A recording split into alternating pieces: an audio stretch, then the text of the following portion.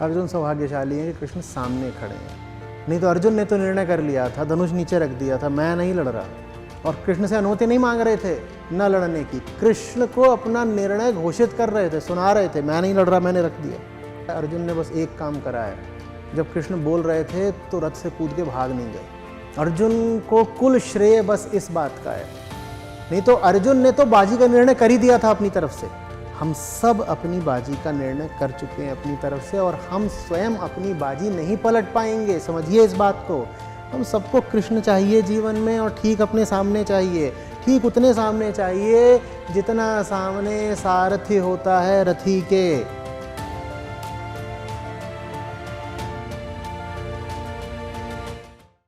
नमस्ते आचार्य जी। मेरा सवाल अवतारों के बारे में है। इस पे आपने पहले भी बोला है, मैंने बहुत पहले आपकी एक वीडियो देखी थी जिसमें आपने कहा है कि जो इंसान आत्मा होकर जिया है उसी को हम अवतार कह सकते हैं। लेकिन मेरा सवाल ये है कि बहुत सारी कहानियों में, फॉर एग्जांपल जैसे राम और कृष्ण की कहानी हम पढ़ते हैं या कोई और भी, इन अवतारों को बचपन से ही बहुत ऐसे दिखाया जाता है कि इनमें बचपन से ही सारे गुण थे, या ये बचपन से ही अच्छे थे, निपुण थे हर कार्य में। तो कहीं ना कहीं जब हम इनकी पूजा करते हैं तो मुझे ऐसा लगता है कि हम वो गुण अपने में धारण करने से कहीं ना कहीं वंचित रह जाते हैं, क्योंकि हमें लगता है कि ये पहले से ऐसे थे। फॉर एग्ज़ाम्पल आपका भी जब मैं डिस्क्रिप्शन पढ़ रही थी तो उसमें लिखा हुआ था that he was an extraordinary child right from the beginning. So मुझे ऐसा लगता है दैट मतलब मेरा क्वेश्चन ये है कि क्या एक एक्स्ट्रा ऑर्डिनरी स्टेट डेवलप की जा सकती है? Because in most of the cases जैसे हम दूसरों के बारे में भी पढ़ते हैं तो बचपन से ही इनमें बहुत सारे ऐसे गुण दिखाए जाते हैं। तो what would you like to say about it? And the second thing is, जब हम कृष्ण या राम या महाभारत के बारे में पढ़ते हैं तो क्या इनका कोई ऐतिहासिक, does it have some historical significance, और is it merely to help people, is it story writing? Thank you. देखिए, दोनों तरह की बातें मिलती हैं कथाओं में। ये तो मिलता है कि बचपन से ही विशेष थे, लेकिन साथ ही साथ जो साधारण मानवीय गुण हैं वो भी अवतारों के वर्णन में खूब देखने को मिलते हैं। तो आप नहीं कह सकते कि आपको अवतारों में बस विशिष्टताएं ही मिलती हैं। सीता खो गई हैं, राम रो रहे हैं, इसमें आपको मानवीयता नहीं दिख रही है? ये तो कोई भी साधारण पति या प्रेमी करेगा। कुछ जान नहीं पा रहे हैं तो इंसानों को तो छोड़ दो, पेड़ पौधों पक्षियों से पूछ रहे हैं, तुम देखी सीता मृगनयनी, इसमें आपको कौन सी सिद्धि दिखाई दे रही है? कोई विशेष सिद्धि वगैरह होती तो आंख बंद करते पता चल जाता, रावण ले गया। यहां तो उनको पूरी तरह मानवीय ही दिखाया गया है ना। अगर मानवीय नहीं दिखाएंगे तो अवतार की जो पूरी प्रक्रिया है वो बाधित हो जाएगी। अवतार क्या होता है? अवतार वो होता है जो बहुत कुछ आपके जैसा है, लेकिन आपके जैसा होते हुए भी वो संकल्प और साहस करता है आत्मा जैसा होने का, उसको अवतार बोलते हैं। उसमें दोनों चीज़ें पाई जाती हैं एक साथ। अवतार आदर्श नहीं हो सकता। आदर्श का क्या मतलब होता है? आदर्श का मतलब होता है कि एक विचार है, एक कल्पना है, और उसी कल्पना के तल पर उसका निर्माण कर दिया गया है। नहीं, अवतार कोई तभी हो सकता है जब उसमें आपको कुछ मानव सुलभ गुण और दुर्बलताएं भी देखने को मिलें। अगर आपको कोई ऐसा अवतार मिलता है जिसमें आपको कोई कमियां, कोई खामियां नजर नहीं आ रही, तो अवतार है ही नहीं। अवतार का मतलब ही है कि एक साधारण मनुष्य में जो भी गुण होते हैं, दोष होते हैं, विकार होते हैं, सीमाएं होती हैं वो सब उसमें थीं। उनके होते हुए भी देखो वो कैसे जी गया, क्या कर गया। तो अवतार का सृजन ही किया जाता है आपको प्रेरणा देने के लिए कि आप ही के जैसे तो थे, आप ही के जैसे थे, लेकिन तो कितनी दूर तक निकल गए। कृष्ण युद्ध में पराजित होने को तैयार खड़े हैं। ये साधारण मानवीयता नहीं है क्या? बोलो। कृष्ण उस क्षेत्र की जितनी गोपियां हैं, महिलाएं हैं, उन सब के साथ प्रसन्न होकर के प्रमोद कर रहे हैं, क्रीड़ा कर रहे हैं। ये साधारण मानवीयता नहीं है क्या? पौराणिक कथा ही है कि गोपियां नहा रही हैं, वो पेड़ पे चढ़ गए हैं या फिर उनका वस्त्र इधर उधर छुपा रहे हैं। इसमें आपको दिव्यता क्या दिख रही है? ये तो आपको साफ साफ बताया जा रहा है कि जैसे कोई भी आम व्यक्ति होता है, उनमें वो सब भी था, लेकिन उसके बाद भी वो गीता तक पहुंच गए। क्या आप भी ये कर सकते हो? तो कृष्ण का चरित्र फिर एक चुनौती की तरह आपके सामने रखा जाता है। भारत में ये कभी करा ही नहीं गया कि बोल दिया जाए कि वो तो बचपन से ही अनूठे थे। हाँ, उनके अनूठेपन की भी कुछ कहानियां मिलती हैं, जैसे कि ये कि छोटे थे तभी ऐसे उठा लिया गोवर्धन को उंगली पर। जब वैसी कहानियां मिलती हैं तो मैं कहता हूं भाई उसका प्रतीक समझो, अर्थ समझो। 3-4 साल 5 साल पहले भागवत की कहानियों पर पूरा एक कोर्स करा था, जिसमें सारी कहानियां ली थी और एक एक का क्या प्रतीकात्मक अर्थ होता है वो खोल करके समझाया था। कालिया नाग है, कोई भी सांप ऐसा तो होता नहीं जिसके इतने सारे सर हों, ना कोई सांप ऐसा होता है जिसने साम्राज्य बसा रखा हो जमुना के भीतर। तो कालिया काहे का प्रतीक है और कालिया दहन की पूरी क्या, तो ये सब। लेकिन अगर आप ये कहेंगे कि सनातन धारा में अवतारों को बिल्कुल पूर्ण और सब विकारों से परे दिखाया गया है, तो ये बात तो तथ्यात्मक नहीं है, एकदम नहीं है। आपके अवतार तो क्रोधित भी होते हैं, रोते भी हैं, मोहग्रस्त भी होते हैं। जितनी चीज़ें एक आम आदमी को प्रभावित करती हैं वो सारी बातें एक अवतार को भी प्रभावित करती हैं। राम जानते नहीं थे क्या कि स्वर्ण मृग नहीं होता, तो कैसे चल दिए? अगर राम त्रिकालदर्शी ही दिखाए जाते तो फिर ये भी नहीं दिखाया जाता ना कि सीता ने कहा कि ले आओ और चल दिए। कोई यदि किसी को आप यदि त्रिकालदर्शी दिखाना चाहेंगे, हाँ, तो क्या आप ये दिखाएंगे कि स्वर्ण मृग लाने के लिए चल दिया? ये त्रिकालदर्शी का काम तो नहीं है। ये तो एक साधारण मानवीय कृत्य है कि पत्नी ने कुछ आग्रह करा और पति उसको लाने के लिए निकल पड़ा। सीता का भी फिर वैसे ही है। पहले तो वो पति को वहां भेज रही हैं, फिर लक्ष्मण ने रेखा भी खींच दी है, तो वो जान नहीं पा रही हैं कि वो सामने जो खड़ा है वो भिक्षु नहीं है, रावण है, तो वो रेखा का उल्लंघन कर गई हैं। तो सबका चरित्र ऐसे ही दिखाया जाता है। लक्ष्मण को शक्ति लग गई है, राम क्या कर रहे हैं? राम को अगर आप यही बोलोगे सीधे कि विष्णु ही तो है राम, तो फिर तो ये भी दिखाया जा सकता था कि राम ने क्या करा, ऐसे ही लक्ष्मण को ठीक कर दिया। ठीक कर दिया क्या? ठीक नहीं कर रहे हैं, वो तो रो रहे हैं। वो कह रहे हैं अब मैं वापस जाके माताओं को क्या मुख दिखाऊंगा। ये भावना कि मैं वापस जाके माओं को क्या मुंह दिखाऊंगा कि लक्ष्मण कहाँ है, लक्ष्मण को कहाँ छोड़ा है, ये तो एक साधारण मानवीय भावना है ना, हर बड़े भाई में होती है। आप घर के किसी छोटे को साथ लेकर के चलो और उसको चोट लग जाए, कुछ हो जाए, तो ये भाव आता है ना कि अब घर पे क्या जवाब दूंगा। राम में भी वही भाव आ रहा है। तो सनातन धारा ने अपने अवतारों को अपने बड़े पास का रखा है, वही प्रेम की बात, दूर का रखा नहीं बहुत ज्यादा। सीता राम से क्या मांगती हैं, कहती, और राम भी क्या देते हैं उनको वचन, क्या? सीता एक तुम ही रहोगी, दूसरी नहीं। ये तो एक साधारण पति पत्नी में भी होता है ना। पत्नी हमेशा क्या चाहती है? एक ही रहे। तो सीता भी यही कह रही।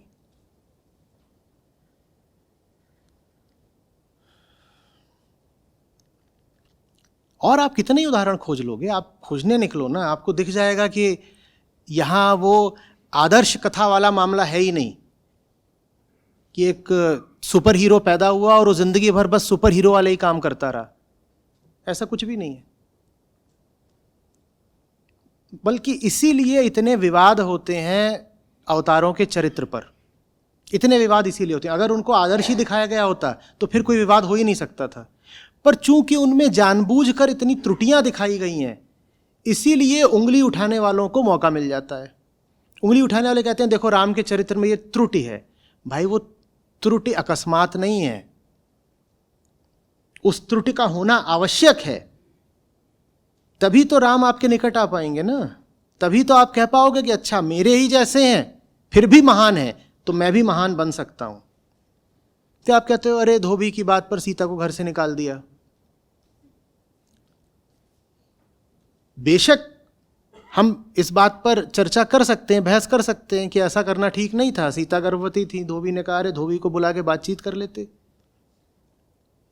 धोबी तो है, कुछ समझा दो उस बेचारे को, बात मान जाता। वो बेचारा भी तो बस वो भी रुष्ट था क्योंकि उसकी अपनी पत्नी कहीं पर आ गई थी।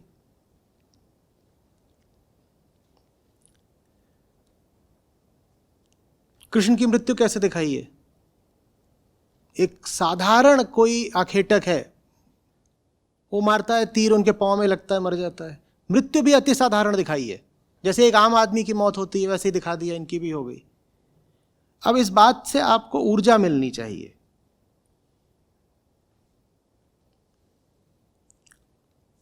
समझ रहे हो बात को? हनुमान जा रहे हैं संजीवनी लाने, वो खोज ले रहे हैं तुरंत, कहां है कहां है, उन्हें कुछ समझ में ही नहीं आ रहा। तो क्या कर रहे हैं, फिर कह रहे हैं चलो सब कुछ ही ले चलते हैं, जो कुछ होगा वो वहां पे वैद्य जी खुद ही देख लेंगे। हर चरित्र गलतियों पे गलतियां कर रहा है। और वो जब जा रहे हैं तो नीचे से भरत देखते हैं, कहते हैं ये देखो ये कोई चमकता हुआ कुछ बड़ा भारी पत्थर लेके जा रहा है, जरूर ये राक्षस है और उधर लंका की तरफ जा रहा है, तो ये जरूर राम लखन को मारने के लिए जा रहा है। वो कहते हैं मैं इसका काम ही तमाम कर देता हूं। वो नीचे से उसको मार देते हैं बाण। हर चरित्र गलतियां कर रहा है, सब गलतियां कर रहे हैं। कैकेयी गलती कर रही है, दशरथ गलती कर रहे हैं, सब गलतियां कर रहे हैं। भारत को ये इनसिक्योरिटी, असुरक्षा कभी रही ही नहीं कि अपने महानायकों को परफेक्ट दिखाओ। परफेक्ट दिखाने की जरूरत तभी पड़ती है जब तुम भीतर से डरे हुए हो। यहां उनको पूरा मानवीय दिखाया गया है, सब मानवीय हैं। हनुमान जी भी मानवीय हैं, लक्ष्मण जी भी मानवीय हैं, उनको गुस्सा बहुत आ जाता है। राम मानवीय हैं, सीता मानवीय हैं, सब मानवीय हैं। कौन नहीं मानवीय? कृष्ण मानवीय हैं। और बताओ कौन से अवतार की बात करनी है? यहां तक हुआ है कि अवतारों को श्राप भी झेलना पड़ा है। अवतार है, जा करके कोई ऋषि बैठे हुए थे, उनको परेशान कर दिया। ऋषि बोल रहे मुझे क्यों परेशान कर रहा है, जा 200 साल तक भटकेगा। अब अवतार है, भटक रहे हैं। देवताओं को तो पुराणों में हर चौथे पन्ने पे श्राप मिल रहा होता है।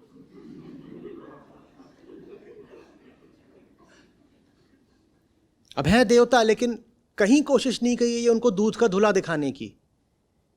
ऋषि बैठे हुए हैं, देवता लोग घुस गए, उनकी पत्नियों के साथ मजे कर रहे हैं।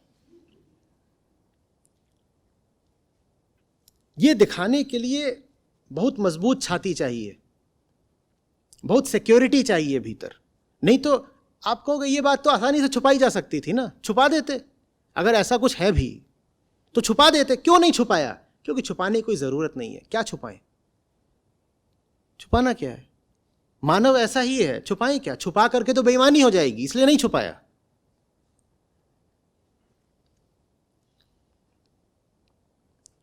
देवी पार्वती जाती हैं, देवी लक्ष्मी का महल देखती हैं, उनको ईर्ष्या हो जाती है। उनको ईर्ष्या हो जाती है। वो कहती हैं अरे इसका इतना बड़ा महल है, तुम मुझे वहां पत्थर पे पहाड़ पे बैठाए रहते हो, महादेव ये तुम्हारा ठीक नहीं है बिल्कुल।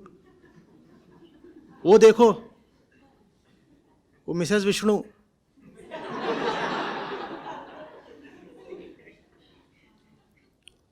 उनका सब कुछ कितना सुंदर है और कितना भव्य है, कितना अलंकृत है, वहाँ सब कुछ बढ़िया बढ़िया है, और तुम मुझे ब्याह के लाए हो इन पत्थरों पे बिठाने के लिए। तो फिर क्या करते हैं शिव? शिव बड़ा भारी सोने का महल बनाते हैं कि लो, और पार्वती एकदम प्रसन्न हो जाती है, कहती हैं देख लक्ष्मी, ये साधारण मानवीय, साधारण स्त्रैन भाव नहीं है, सब स्त्रियों में होता है, पुरुषों में भी होता है। छुपाया नहीं गया, दिखा दिया गया। फिर कहानी ये जोड़ दी गई कि वही जो महल बनाया गया था वो सोने की लंका हो गई, और फिर रावण को मिल गई एक दिन। एक ब्राह्मण आया, जब सब हो गया तो वो मांगने आया, बोला इतना बढ़िया आपने बनाया है, कुछ हम मांगेंगे तो देंगे? शिव से बोला। शिव बोले हाँ बताओ, आज तो बड़ा अच्छा दिन है, पार्वती बहुत प्रसन्न है बहुत दिनों के बाद, बताओ क्या मांग रहे हो? तो बोला एक काम करिए, ये जो आपने पूरा इतना विशाल महल बनाया है सोने का, यही हमको दे दीजिए। तो पार्वती फिर बोले ये देखो, ये दानवीर, बड़ी मुश्किल से तो ये बनाया, वो भी अब दान कर दिया, वो लेके चला गया, वो रावण का पिता था, वो फिर रावण को मिल गई वो लंका। तो इस तरीके से कहानियां आपस में एक पूरे नेटवर्क की तरह, एक जाल की तरह गुत्थम गुत्था हैं। वो बुनी ही इस तरीके से गई हैं कि एक चीज़ को याद करो तो दूसरी चीज़ आ जाती है, दूसरी को याद करो तो चौथी आ जाती है। इरादा क्या? इरादा यह है कि तुम भूलने नहीं पाओ, एक चीज़ से दूसरी चीज़ याद आए, दूसरी से तीसरी चीज़ याद आ जाए। अब हनुमान मिलते हैं रामायण में, यहाँ अभी हम गीता पढ़ रहे हैं तो वहाँ पे बोल रहे हैं कपिध्वज, अर्जुन के रथ पे भी ऊपर हनुमान बैठे हुए हैं, कपिध्वज है। हर चीज़ को दूसरी से जोड़ दिया गया है। बड़ी मेहनत की गई है। मेहनत ये की गई है कि इंसान कभी भूलने ना पाए। चप्पे चप्पे पर भगवान को बैठा दो, प्रकृति के हर तत्व में भगवत्ता को स्थापित कर दो ताकि तुम भूलने ना पाओ। कुछ नहीं भूल सकते तुम। पीपल के पेड़ का ये दैवीय महत्व है, बरगद का दूसरा है, नीम का तीसरा है, आम का चौथा है, जामुन का पांचवा, इमली का भी है, केले का तो है ही है, नारियल का तो पक्का है। भूलने ना पाए आदमी, भूलने ना पाए। कोई पेड़ हो, कोई पौधा हो, कोई जानवर हो, कोई जगह हो, तुम जहां जाओ वहां तुम्हें भगवान याद आ जाए। ये है जो पूरी तरकीब विकसित की गई, ये एक पूरी प्रणाली बनाई गई है, व्यवस्था है ये, ताकि आम आदमी अध्यात्म में स्थापित रह सके। समझ में आ रही है?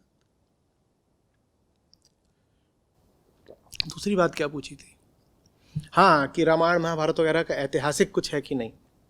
देखो, ये जो चरित्र हैं ये इतिहास में निश्चित रूप से हुए थे, लेकिन किया क्या जाता है वो समझो। अवतारवाद क्या है? अवतारवाद ये है कि जो श्रेष्ठतम है उसको प्रतीक बना दिया जाता है। किसी समय पर जो श्रेष्ठतम है, मनुष्यों में जो श्रेष्ठतम है, उसको प्रतीक बना दिया जाता है परम का। इसका मतलब नहीं है वो परम है, लेकिन उसको परम का प्रतीक बना दिया जाता है। इसका उदाहरण मैं ऐसे देता हूं कि जैसे ऊपर सैटेलाइट होता है, ऊपर सैटेलाइट होता है, नीचे फोन होता है, लेकिन सैटेलाइट की चीज तुम्हारे फोन तक आ सके इसके लिए एक मोबाइल टावर चाहिए। वो मोबाइल टावर सैटेलाइट जितना ऊंचा नहीं है, सैटेलाइट तो बहुत ऊंचाई पर है, मोबाइल टावर उतना ऊंचा नहीं है, लेकिन जमीन पर जो बाकी चीजें हैं या इमारतें हैं उनसे ज्यादा ऊंचा है वो। तो जमीन के तल पर उच्चतम है वो, और उसके उच्चतम होने का लाभ ये है कि वो सैटेलाइट से तुमको जोड़ पा रहा है, कनेक्ट कर पा रहा है। अवतार ऐसी चीज है, मोबाइल टावर। तुम अगर ये सोचोगे कि वो अनंत ऊंचाई का है तो उसकी अनंत ऊंचाई नहीं है, उसमें भी कमियां हैं, उसकी भी ऊंचाई सीमित है, लेकिन सीमित ऊंचाई के बावजूद उसका फायदा बहुत है। क्या फायदा है?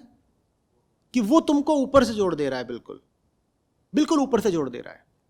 तो राम और कृष्ण निसंदेह ऐतिहासिक चरित्र हैं। उनका जन्म हुआ, वो जिए, उन्होंने काम किए, फिर उनकी मृत्यु भी हुई, लेकिन उनके बारे में जो कहानियां प्रचलित हैं वो कहानियां निसंदेह अतिशयोक्ति हैं, और वो जो अतिशयोक्तियां हैं वो अज्ञान में नहीं की गई हैं, वो अतिशयोक्तियां विज्ञान में की गई हैं।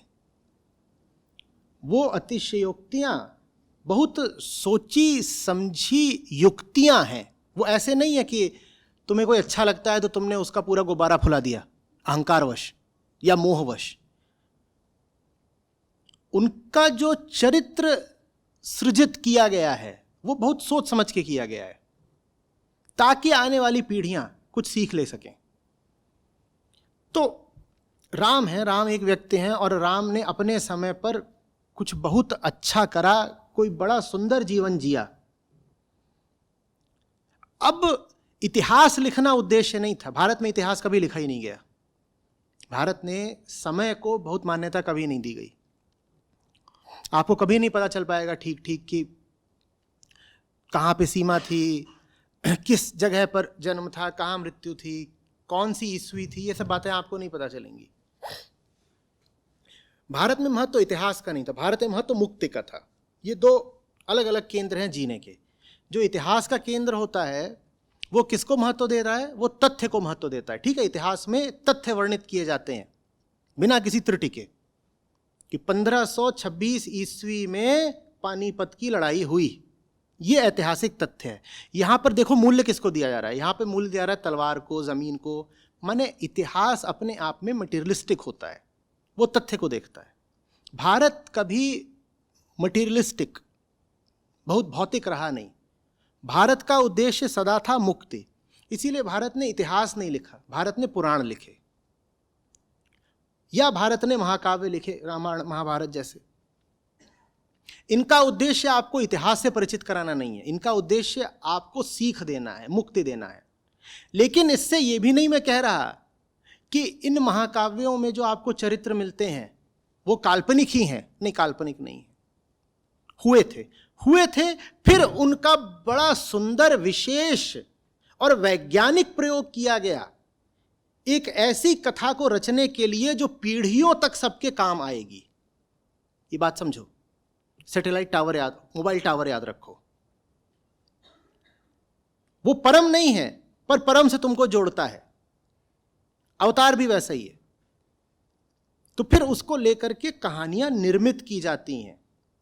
जो हुआ तो हुआ, वो तो होता ही है। जो हुआ वो तो बताया ही जाता है, जो नहीं हुआ वो भी बता दिया जाता है। उसको सिर्फ कल्पना नहीं कह सकते, वो कल्पना नहीं है, वो विधि है। आप ये नहीं कह सकते कि ये सिर्फ कल्पना की बात है कि रावण की नाभि में ही उसके प्राण थे और जब तक उसकी नाभि में तीर नहीं मारा मृत्यु नहीं हुई। ये कल्पना नहीं है, ये एक गूढ़ सत्य बताने की विधि है। लोग पूछते हैं तो आचार्य जी वो गूढ़ सत्य सीधे सीधे क्यों नहीं बता देते, इतने प्रतीकों का क्यों उपयोग करते हैं? क्योंकि सीधे सीधे जब बताते हो तुम सुनते नहीं। जब सीधे सीधे वो बात बताई जाएगी तो अष्टावक्र गीता जैसी हो जाएगी। पढ़ते हो, तुम्हें रस किस में आता है? तुम्हें रस आता है कहानी में। तो वो जो सिद्धांत हैं उनको फिर कहानी का रूप दे करके तुमको बताया जाता है, क्योंकि सिद्धांत तुमको बताया जाए तुम तुरंत सो जाओगे, तुरंत सो जाओगे। अभी कुछ महीने पहले तक उपनिषद मैं पढ़ा रहा था, उपनिषद समागम चलता था। उसमें जितने लोग सम्मिलित थे उससे 5 गुना 8 गुना ज्यादा लोग हैं हमारे साथ गीता में। बताओ क्यों? गीता और उपनिषद में कोई अंतर तो नहीं, पर जब तक उपनिषद चल रहे थे कुछ लोग थे, अब है, अब पूरी एक बड़ी संख्या है। क्यों है? क्योंकि गीता को लेके हमारे पास क्या है? कृष्ण हमारी कहानियों के केंद्र है। लोग गीता की ओर आ रहे हैं। सीख तो बराबर की है, चाहे उपनिषद पढ़ो चाहे गीता पढ़ो, पर गीता की ओर आते हैं। बताने वालों को मन का ये नियम पता था, मन को कहानियां बहुत पसंद है। तो अगर ऊंची से ऊंची बात भी मन को समझानी है तो कहानियों से समझाओ, फिर मन सुनेगा। तो इसीलिए अष्टावक्र कभी बहुत प्रसिद्ध हो ही नहीं सकते। ऋभु का तो आपने नाम ही ना सुना हो कभी। उपनिषद भी कभी बहुत जड़ नहीं पकड़ पाए। लेकिन पौराणिक कहानियां बिल्कुल फैल गईं, क्योंकि हमें बचपन छोटा सा होता कहता कहानी सुनाओ, कहानी सुनाओ। वही थोड़ी होता है कॉन्सेप्ट बताओ। ये कभी बोलता है क्या? तो वो हमें चाहिए नहीं, अजीब सा लगता है। समझ में आ रही है बात? तो अगर आप ये कहें कि राम और कृष्ण काल्पनिक हैं तो नहीं, काल्पनिक नहीं है। ऐसे व्यक्ति इस जमीन पर हुए थे। लेकिन अगर आप ये कहें कि उनके बारे में जितनी कथाएं प्रचलित हैं क्या वो तथ्यात्मक है, तो नहीं, वो तथ्यात्मक नहीं है। वो कहानियां ऐतिहासिक नहीं है, वो कहानियां विधियां हैं। वो कहानियां आपको कुछ समझाने के लिए रची गई हैं। तो हम कैसे पता करें कि इतिहास कहां तक है और फिर विधि कहां पर शुरू होती है? यह पता करना बड़ा मुश्किल है, बड़ा मुश्किल है। ये नहीं कुछ कह सकते। हां, ऐसा लगता है, आप मुझसे पूछेंगे तो अनुमान के तौर पे ऐसा लगता है कि ऐसा तो ज़रूर हुआ होगा कि राम को वनवास मिला था। यहाँ तक तो इतिहास है, यहाँ तक भी इतिहास लगता है कि सरयू तट पर अयोध्या नगरी थी, ये बात भी ऐतिहासिक लगती है। राजा दशरथ थे, उनके 4 रानियाँ थी, 3 रानियाँ थी, उनके पुत्र थे, ये बात भी ऐतिहासिक लगती है। यहाँ तक तो इतिहास है। पर उसके आगे अब जब वो यात्रा कर रहे हैं अपनी, तो किन जगहों से जा रहे हैं वो बात ऐतिहासिक है या नहीं, हम कुछ कह नहीं सकते पक्का। कुछ पता नहीं कि पक्का यहाँ से गुजरे थे, नहीं गुजरे थे, फलाने राक्षस का उन्होंने वध किया था या नहीं किया था, कुछ कह नहीं सकते। अब आगे आता है कि ऋषि यज्ञ कर रहे हैं, राक्षस उड़ते हुए आ रहे हैं और उनके उस पर विधि पर मांस डाल रहे हैं, मदिरा फेंक रहे हैं। ऐसा हुआ था या नहीं हुआ था, इसमें तो यही लगता है कि तथ्य तो नहीं हो सकती ये बात कि कोई उड़ता हुआ आएगा और ऊपर से मांस डालेगा। तो ये बात तो प्रतीक के तौर पर ही यही बताने के लिए है कि राक्षस कुछ ऐसी शक्तियाँ रखते थे जो ऋषियों वगैरह के पास नहीं थी। बस ये बताने के लिए कि वो ऊपर हैं, ऋषि बेहाल हैं, मजबूर हैं, कुछ कर नहीं सकते, वो आए ऊपर से गंदा करके चले गए। और ऊपर से का ये भी मतलब हो सकता है कि जैसे कोई फेंक के मारे तो वो चीज़ भी तो ऊपर से ही आती है, एक प्रोजेक्टाइल भी तो ऊपर से ही आता है, तो वो अर्थ भी हो सकता है उसका। इस देश को काव्यात्मकता से बड़ा लगाव रहा है, तो हर चीज़ में काव्य आ गया है। कोई अगर कुछ फेंक के मारता है जो बहुत ऊपर जाती है चीज़ और फिर वहाँ से नीचे आके गिरती है मिसाइल की तरह, तो उसको ऐसे कह दिया जाएगा कि वो व्यक्ति उड़ते हुए आया और उसने ऊपर से डाल दी। ये सिर्फ अलंकरण है, श्रृंगार है। भारत को श्रृंगार का शौक रहा है ना बहुत। यहाँ जितना श्रृंगार है और जितनी तरह की विधियाँ हैं श्रृंगार की, दुनिया में कहीं पाई जाती हैं? यहाँ श्रृंगार ही श्रृंगार है, अलंकरण ही अलंकरण है, गहने ही गहने। दुनिया में कहीं इतने गहने पाए जाते हैं, इतने भारत में है। यही हम अपने अवतारों के साथ भी करते हैं, उनका श्रृंगार ही श्रृंगार कर डालते हैं। उनको गहने पहना दिए, उनको आभूषित कर दिया, सब कुछ पहना दिया उनको। लेकिन आप कहोगे कि सिर्फ अलंकार है, सिर्फ आभूषण है, उसके नीचे व्यक्ति कहीं नहीं है, तो ऐसा नहीं है। व्यक्ति भी है, इतिहास भी है। लेकिन जो सब कुछ आप पढ़ते हो रामायण में या महाभारत में या रामचरितमानस में, क्या वो ऐतिहासिक है? नहीं, वो सब कुछ ऐतिहासिक नहीं है। ठीक, सीखो, रस लो, इस चक्कर में मत पड़ो कि यह ऐतिहासिक है या नहीं है। जिन्होंने रचा उन्होंने ही कभी नहीं कहा कि हम तुमको इतिहास सिखाना चाहते हैं, तो तुम उसमें इतिहास क्यों ढूंढ रहे हो? उन्हें अगर तुम्हें इतिहास सिखाना होता तो नक्शे दिए होते, स्पष्ट तिथियां दी होती। उन्होंने कुछ भी दिया क्या? दे सकते थे, कुछ नहीं दिया, जानबूझ के नहीं दिया, ताकि तुम इस चक्कर में पड़ो ही नहीं। वो चीज़ तुमको दी गई है ताकि तुम कुछ सीख पाओ। जो सिखाने के लिए वो ग्रंथ या काव्य रचे गए हैं वो सीखो, सीखने में सार है।